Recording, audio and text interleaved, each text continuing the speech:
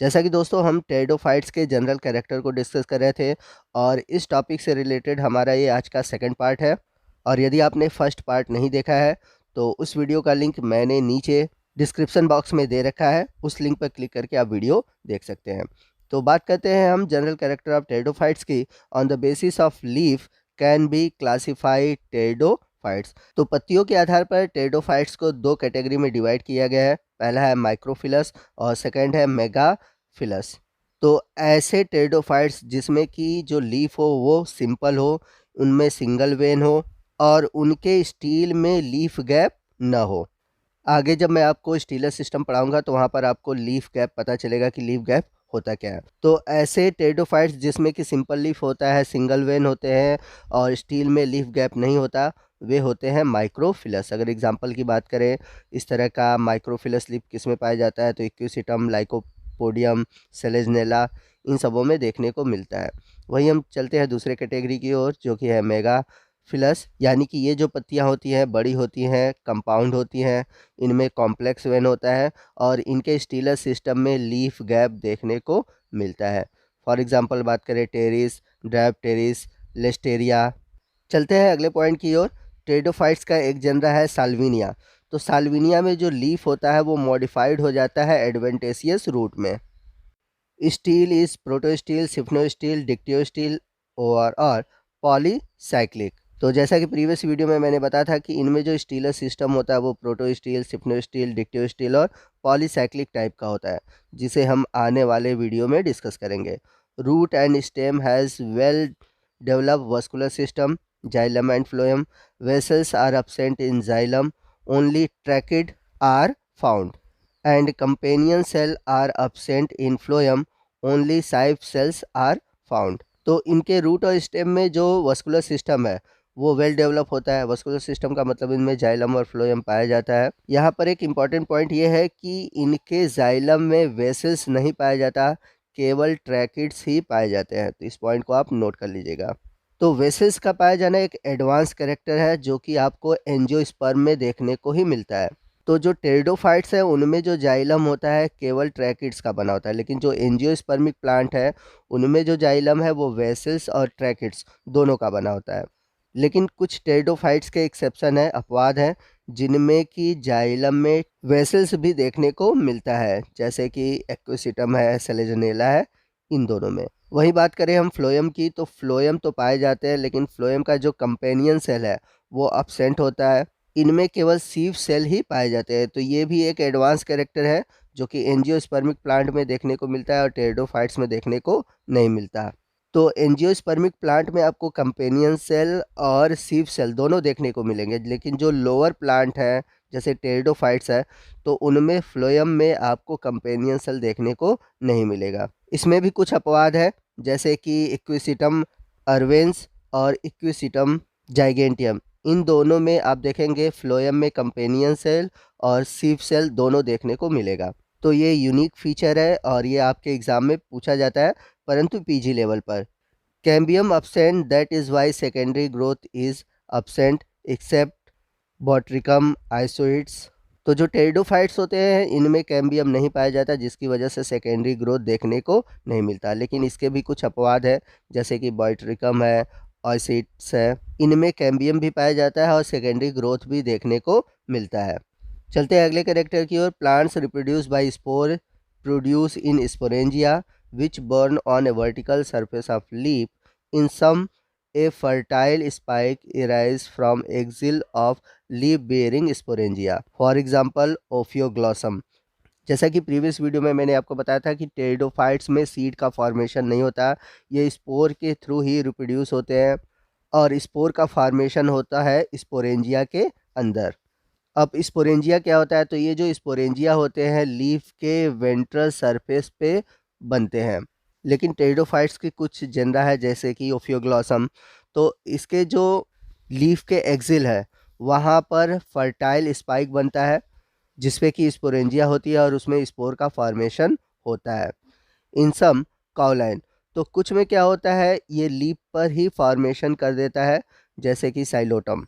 In some specialised structure sporocarp present, for example marsilea. तो कुछ ऐसी जेनरा होती हैं जिनमें कि स्पेशल स्ट्रक्चर बनता है जिसे हम बोलते हैं स्पोरोकार्प। तो मार्सिलिया में आपको स्पोरोकार्प देखने को मिलेगा, बड़ा इंपॉर्टेंट है और आपके सिलेबस में भी है मार्सिलिया, जिस पर ऑलरेडी मैंने वीडियो बनाया हुआ है। अब यदि हम बात करें स्पोर की, तो इनमें दो तरह के स्पोर देखने को मिलते हैं, होमोस्पोरस और हेट्रोस्पोरस। तो जो होमोस्पोरस होंगे वो एक ही तरह के होंगे साइज और शेप में, जबकि जो हेट्रोस्पोरस होंगे इनमें दो अलग अलग तरह के स्पोर बनेंगे। एक का साइज छोटा होगा जो कि मेल होगा, और एक बड़े साइज का होगा जो कि होगा फीमेल। तो होमोस्पोरस आपको देखने को मिलता है एडियंटम में, डायप्टेरिस में, लाइकोपोडियम में, टेरिस में, जबकि हेट्रोस्पोरस देखने को मिलता है एजोला में, आइसोटिस, मार्सिलिया, साल्विनिया, सेलेजनेला, इन सभी में होमोस्पोरस होता है। Leaves bearing sporangia known as sporophylls. तो जैसा कि मैंने बताया कि लीफ के नीचे स्पोरेंजिया होता है, तो ऐसे लीफ जो कि स्पोरेंजिया बियर करते हैं उन्हें हम बोलते हैं स्पोरोफिल। और जिनमें माइक्रोस्पोर बनता है ऐसे स्पोरेंजिया को बोलते हैं माइक्रोस्पोरेंजिया, और माइक्रोस्पोरेंजिया रखने वाले लीफ को हम बोलते हैं माइक्रोस्पोरोफिल।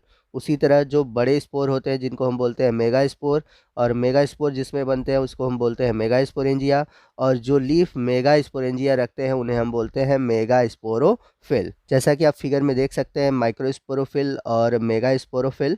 ये है माइक्रोस्पोरोफिल, जहाँ पर माइक्रोस्पोरेंजियम आपको देखने को मिलेगा और इसके अंदर जो स्पोर है वो है माइक्रोस्पोर। वहीं नीचे की ओर आप देखेंगे तो मेगास्पोरोफिल है, जहाँ पर आपको मेगास्पोरेंजियम देखने को मिलेगा और उसके अंदर जो स्पोर है बड़े हैं जिन्हें हम बोलते हैं मेगा स्पोर। अब स्पोरेंजिया के डेवलपमेंट के आधार पर देखें तो भी टेरिडोफाइट्स को दो कैटेगरी में डिवाइड किया गया है। एक है यू स्पोरेंजिएट और दूसरा है लिप्टोस्पोरेंजिएट। तो जब स्पोरेंजिया का फॉर्मेशन ग्रुप ऑफ सेल से होता है तो उसे हम बोलते हैं यू स्पोरेंजिएट, और यदि सिंगल सेल से होता है तो उसको हम बोलते हैं लिप्टोस्पोरेंजिएट। अब यदि हम बात करें स्पोरोफिल की, sporophyll either uniformly distributed like adiantum pteris और aggregated into cone at apex like equisetum and selaginella. तो बहुत सारे टेरिडोफाइट्स में आप देखेंगे कि जो स्पोरेंजिया होता है वह लीफ पर यूनिफॉर्मली डिस्ट्रीब्यूटेड होता है, जैसे कि एडियंटम टेरिस। लेकिन कुछ टेरिडोफाइट्स में जो स्पोरेंजिया होते हैं वो एग्रीगेट कर जाते हैं, आपस में मिल जाते हैं और कोन का फॉर्मेशन करते हैं, जिसे हम स्ट्रोबिलाई भी कहते हैं, जैसे कि एक्विसिटम है, सेलेजनेला है। तो इसमें आपको स्पोरेंजिया जो है वह कोन फॉर्म में दिखाई देगा। नेक्स्ट हम बात करते हैं spore on germination give rise to gametophytic generation means prothallus which is monoecious in homosporous species and dioecious in heterosporous species. तो जो स्पोर होते हैं वो जर्मिनेट करते हैं और जर्मिनेट करके फॉर्मेशन करते हैं गैमेटोफिटिक जनरेशन का। तो अभी तक जो हमने बात किया थैलस का वो स्पोरोफिटिक होते हैं, लेकिन जो स्पोर होता है वो गैमेटोफिटिक जनरेशन को प्रोड्यूस करता है, और जो गैमेटोफिटिक जनरेशन होती है उसे हम बोलते हैं प्रोथैलस। अब यहाँ पर बात आती है कि अगर स्पोर जो है वो होमोस्पोरस है तो वो बनाएगा मोनोसियस प्रोथैलस, और यदि हेट्रोस्पोरस स्पीसीज होगा यानी कि उसमें हेट्रोस्पोरस बनते होंगे तो वो बनाएगा डायसियस प्रोथैलस। तो ये सभी चीज़ें आगे जब आप हम जनरे आप पढ़ेंगे तो वहाँ पर इन सभी चीज़ों को हम डिटेल में डिस्कस करेंगे और ये सभी चीज़ें वहाँ पर आपको अच्छे से समझ में आ जाएंगी। अगला पॉइंट ये कह रहा है कि in homosporous development of gametophyte is exosporic. तो कहने का मतलब है कि जो होमोस्पोरस से गैमेटोफाइट का फॉर्मेशन होगा वो एक्सोस्पोरिक होगा, यानी कि जो गैमेटोफाइट बनेंगे वो स्पोर वॉल के बाहर की ओर बनेंगे।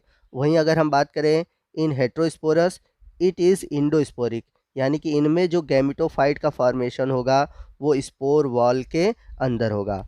चलते अगले पॉइंट की ओर, सेक्स ऑर्गन्स प्रोजेक्टिंग और embedded type and they are multicellular and jacketed. तो कह रहा है कि जो सेक्स ऑर्गन्स है यानी कि जो गैमेटोफाइट है वो या तो धसे होते हैं, यानी कि प्रोथैलस के अंदर धसे होंगे, या तो ऊपर की ओर उभड़े होते हैं, प्रोजेक्टिंग टाइप के होते हैं। और ये जो सेक्स ऑर्गन्स होते हैं मल्टी सेलुलर होते हैं और चारों तरफ से घिरे होते हैं, यानी कि जैकेटेड होते हैं। अब यदि हम बात करें सेक्स ऑर्गन्स की, जैसे कि मेल सेक्स ऑर्गन्स एंथ्रीडिया की, antheridia have single layered jacket with short over और नो स्टॉल। तो एंथ्रीडिया में सिंगल लेयर जैकेट पाया जाता है। इसमें जो स्टॉल्क होता है या तो छोटा होगा या फिर हो सकता है नहीं पाया जाए। स्टॉल का मतलब नीचे की ओर जो डंठल नुमा संरचना होती है वही है स्टॉल्क। वेयर इज़ आर्चिगोनिया हैव नेक। तो इनमें जो फीमेल होता है वो होता है आर्चिगोनिया। तो आर्चिगोनिया में नेक होता है और वेंटर होता है। तो जो नेक होता है वह 4 वेंट्रिकल रो ऑफ सेल से बना होता है और प्रत्येक रो में आप देखेंगे 2 से 6 कोशिकाएं पाई जाती हैं। अब जो नेक है उसमें नेक कैनाल सेल होते हैं, वो वेरी करता है, इसकी संख्या 1 से लेकर 14 तक होती है। चलते हैं अगले पॉइंट की ओर। एंथेरोजॉइट विच इज़ आल्सो कॉल्ड स्पर्मेटोजॉइट्स, बाईफ्लैजिलेट और मल्टीफ्लैजिलेट। तो जो एंथ्रीडिया है, एंथ्रीडिया से स्पर्म बनता है जिसे हम एंथेरोजॉइट्स कहते हैं। इसे स्पर्मेटोजॉइट्स भी कहा जाता है। यदि इसमें 2 फ्लैजिला होती है तो बाईफ्लैजिलेट, 2 से अधिक होती है तो मल्टीफ्लैजिलेट कहते हैं। Water is necessary for fertilisation, यानी कि निषेचन के लिए जल की ज़रूरत होती है। जाइगोट जिसे हम कहते हैं mother cell of sporophytic generation, यानी कि जो टेरिडोफाइट्स हैं उनके स्पोरोफिटिक जनरेशन का फॉर्मेशन फिर से जाइगोट से ही स्टार्ट होता है। जैसा कि अभी तक हम लोगों ने देखा कि जो एंथेरोजॉइड्स है, ठीक है, जिनका फॉर्मेशन हुआ है एंथ्रीडिया से, और एंथ्रीडिया कहाँ बने हैं? स्पोर से बने हैं, ठीक। तो स्पोर से ही गैमेटोफिटिक जनरेशन का प्रारंभ हुआ। अब ये जो स्पोर है जर्मिनेट करते हैं, प्रोथैलस बनाते हैं, प्रोथैलस पर एंथ्रीडिया आर्चिगोनिया बनते हैं। अब एंथ्रीडिया आर्चिगोनिया आपस में फ्यूज़ करते हैं। फ्यूज़ कैसे करेंगे? एंथ्रीडिया से प्रोड्यूस होगा एंथेरोजॉइड्स, जो कि एक सेल से फ्यूज़ होगा, फर्टिलाइजेशन होगी और फर्टिलाइजेशन के बाद बनेगा जाइगोट, और जाइगोट ही फॉर्मेशन करता है टेरिडोफाइट्स के स्पोरोफिटिक जनरेशन का। इसलिए इसे कहा जाता है mother cell of sporophytic generation. अब आगे चलकर ये जो जाइगोट है एम्ब्रियो का फॉर्मेशन करता है। जाइगोट अंडरगोज होलोब्लास्टिक डेवलपमेंट और मेरोब्लास्टिक डेवलपमेंट टू फॉर्म एम्ब्रियो। तो जो एम्ब्रियो का फॉर्मेशन होता है वह होलोब्लास्टिक भी हो सकता है, मेरोब्लास्टिक भी हो सकता है। यदि पूरे जाइगोट से एम्ब्रियो का फॉर्मेशन होता है तो उसे हम बोलते हैं होलोब्लास्टिक। यदि कुछ पार्ट से होता है तो उसे हम बोलते हैं मेरोब्लास्टिक। अब ये जो एम्ब्रियो बना, एम्ब्रियो सून डेवलप इनटू न्यू स्पोरोफाइट। तो एम्ब्रियो जल्द ही नए स्पोरोफाइट का फॉर्मेशन करता है। तो गैमेटोफाइट मतलब हैप्लॉइड होते हैं, यानी कि एन होता है, और स्पोरोफाइट यानी कि डिप्लॉयड यानी कि 2n। Pteridophytes show heteromorphic alternation of generation. तो टेरिडोफाइट्स में जो अल्टरनेशन ऑफ जनरेशन होता है वो हेट्रोमॉर्फिक होता है, यानी कि इनमें 2 तरह की जनरेशन चलती है। एक चलता है गैमेटोफिटिक और दूसरा चलता है स्पोरोफिटिक। गैमेटोफिटिक जनरेशन में फॉर्मेशन होता है स्पोर का, गैमिड बनते हैं, एंथेरोजॉइड्स बनते हैं और बनते हैं एक्सेल। एंथेरोजॉइड और एक्सेल बनते हैं एंथ्रीडिया और आर्चिगोनिया से। जबकि जो मेन थैलस होता है वो होता है स्पोरोफिटिक। और यहाँ पर एक इम्पॉर्टेंट पॉइंट और है, जो term heteromorphic of alternation of generation है वो सबसे पहले हॉपमिस्टर ने 1851 में मॉस और फर्न दोनों के लिए दिया था। यानी कि जो ब्रायोफाइटा है और जो टेरिडोफाइटा है। मॉस का मतलब हो गया ब्रायोफाइट्स और फर्न का मतलब हो गया टेरिडोफाइट्स। तो इन दोनों के लिए ही हेट्रोमॉर्फिक जो अल्टरनेशन ऑफ जनरेशन है वो टर्म सबसे पहले यूज़ किया था हॉप मिस्टर ने। तो इसी पॉइंट के साथ हमारा जो जनरल कैरेक्टर था टेरिडोफाइट्स का वो ख़त्म होता है। आई होप आपको सभी टॉपिक अच्छे से समझ में आ गई होंगी। वीडियो अच्छा लगा हो तो वीडियो को लाइक और शेयर करना मत भूलिएगा। कोई भी डाउट हो आप हमसे कमेंट करके पूछ सकते हैं। इसके अलावा टेरिडोफाइट से जुड़े हुए जितने भी जनरा है और भी टॉपिक है जो कि आपके न्यू एजुकेशन पॉलिसी में यूनिट सेकंड में दिए गए हैं, उन सभी टॉपिक पर वीडियो अपलोड है। आप प्लेलिस्ट में जाएँ, आपको वीडियो मिल जाएंगे। तो आज के इस वीडियो में बस इतना ही। मिलते हैं अगले वीडियो में अगले टॉपिक के साथ। तब तक के लिए जय हिंद, जय भारत।